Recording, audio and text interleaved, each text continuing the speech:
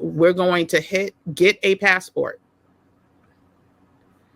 And it tells you exactly what you need to select. So you can apply for your first adult passport. You can apply for a child under 16, apply as a 16 or 17-year-old, find out your application status, get a passport card.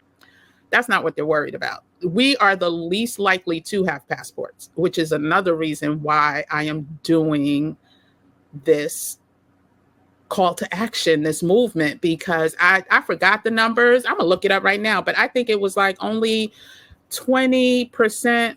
I don't even think it was 20. What percentage? I'm asking Google right now of Black Americans have passports. Okay, they're saying it's 34%. I think that's inflated. A few years back, it was just in the 20s, but even 34% of, 14% of the population, trust me, we're not the major concern at all. They don't want many people leaving because the money leaves with them. And they know a lot of people were expatriating to places like Costa Rica, places like Mexico, places like Panama, and living life like it's golden. So that's really the concern, but it's a good observation, but they're gonna slow down the process, period. So just put passport office, the US, travel.state.gov, and it's the US Department of State. And so we're not going to any agency just yet. We're going to hit get a passport. And it tells you exactly what you need to select. So you can apply for your first adult passport. You can apply for a child under 16, apply as a 16 or 17-year-old, find out your application status, get a passport card. But like I said, if finances are concerned, we're not worried about that. And then you could respond to a letter or email. So it tells you if you already have a passport, you can renew it if you're eligible. We're going to save that for last. So applying for the first time, you click that as an adult. And what you need to do is to confirm that you meet the requirements. We're going to see what those requirements are really quick.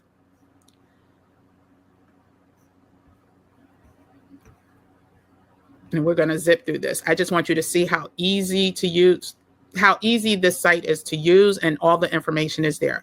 So apply in person if you respond to yes to at least one of the following statements. I am applying for my first US passport, book, or card. I'm applying with my child who is under the age of 16. My most recent US passport was issued when I was under the age of 16. My most recent US passport was lost, stolen, or damaged. My most recent passport was issued more than 15 years ago. So you're applying for the first time. If you answered yes to any of those, you are applying for the first time. And it says, if you could not respond yes to at least one statement, then you go to renew by mail. But we're not going to do that because the purpose of today is to just show you, based on the website, the different qualifiers and the renewal process as well.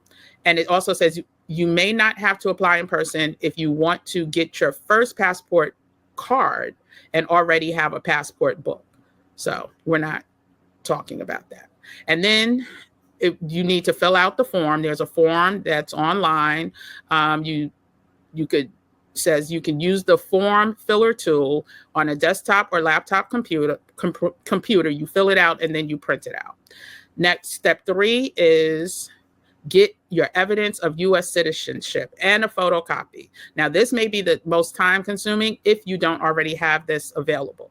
So your evidence must be an original or replacement copy. The document must have the official seal or stamp of the office which issued it, and you must submit one of the following documents: a U.S. birth certificate that meets the following requirements. You can read the requirements, but it's the standard stuff that needs to be on a birth certificate. You can do a consular report of birth abroad or a certification of birth, a certificate of naturalization, a certificate of citizenship, or a full validity U.S. passport that is not damaged. So full validity just means that the document was or is valid for 10 years for an adult and 5 years for children under 16. And then next, step 4, get a photo ID and photocopy. So you have to bring a physical photo ID and a photocopy of it when you go for your appointment. And it has to be undamaged. And again, I don't want to take up too much time on what the photo ID. You can read through all of this at your leisure, but usually it's, government ID, U.S. military ID, driver's license, all that good stuff. Step 5 is determine any special circumstances, and it lists all of the special circumstances. You also have to provide a photo. It tells you what the requirements are for the photo by going to the passport photo page and what to do after you get the photo. You also, for step 7, need to calculate the fees. And these are the fees that I was talking about. So a passport book is $130 if you do standard processing time. Passport card with it, it's an extra $30, which brings your total to $160. And if you want expedited service, it's an extra $60. So if you can't wait the 4 to 6 weeks, which is the current processing time, now who knows what that processing time is going to be later, then you do have the option of expediting. But no, when they were having the backlog before, people who expedited, where it used to take you a few days, and this is just processing time, right? It's not including mailing time. They don't include mailing. So the processing time for expedited would just be a few days. Some people were still taking a month or two to get their expedited passport.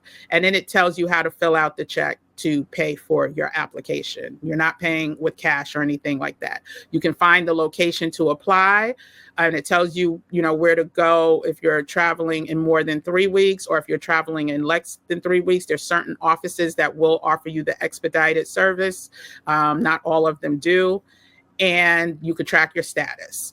And then there's frequently asked questions. We're not going to go over that. What I do want to go over before I look at the question, if there's any questions again, and we wrap up, I do want to do the renewal.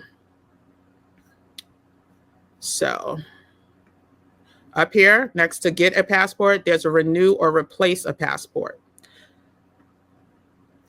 Once you go to that, it gives you the option. It says, if you already have a passport, you may be eligible to renew it. You can also correct information in your passport or report it lost or stolen. Applying in person or getting a new passport for a child are also some of the options. Now, when you renew online, that's what we're going to focus on today.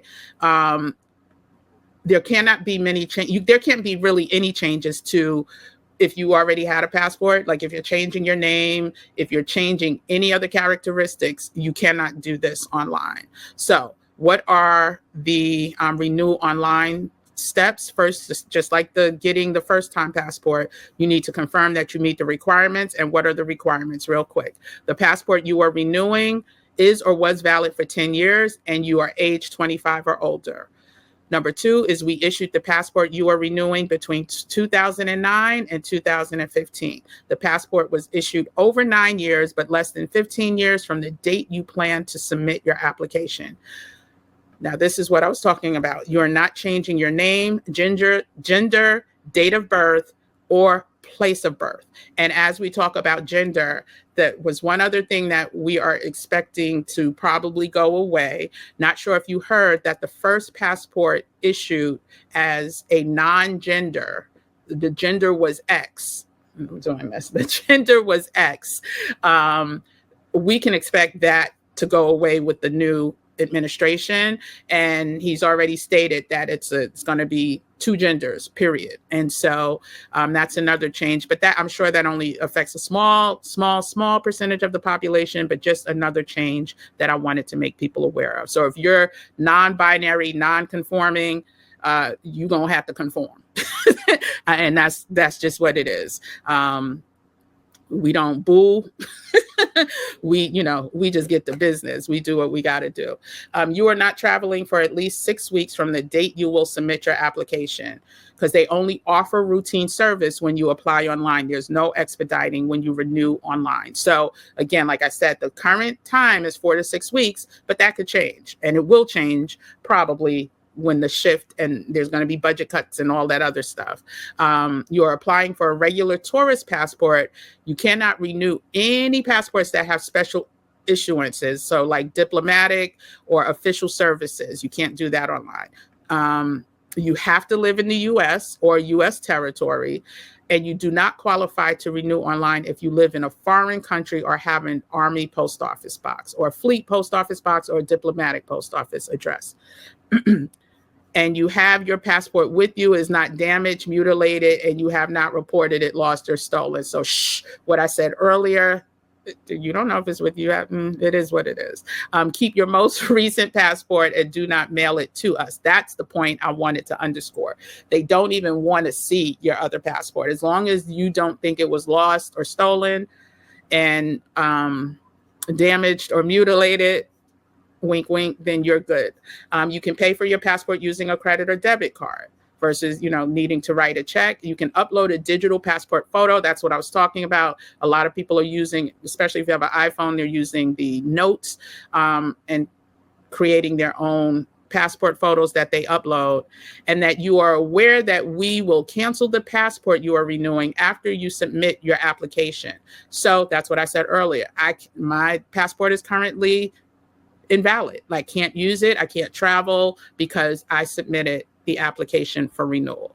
You have to create an account. You have to start your application. You have to enter the information from your most recent passport. And so that leads me, based on the question about, throwing it away or whatever, you should always have copies of your passport, period, even when you travel. If for some reason you get pickpocketed and someone takes your passport, have a color hard copy. You could also have a digital copy too, but make sure you have copies of your passport. It will help the embassy get you home quicker, get you a renewed passport quicker. But if you're starting from scratch and you have nothing to show who you are with the numbers and all of that, you can be stuck for a minute. So yeah, enter info about the most recent passport, enter travel plans if you have them. If you don't have them, then fine. Technically, that's only, I didn't enter any travel plans because they said 4 to 6 weeks. So you upload your digital photo, you sign and pay, and you enroll for email updates. And so, yeah, so that's pretty much the full overview. Thank you for watching. I hope you enjoyed these other gems. And please go ahead, check your passport, renew your passport. Don't forget to like this video and subscribe to the channel.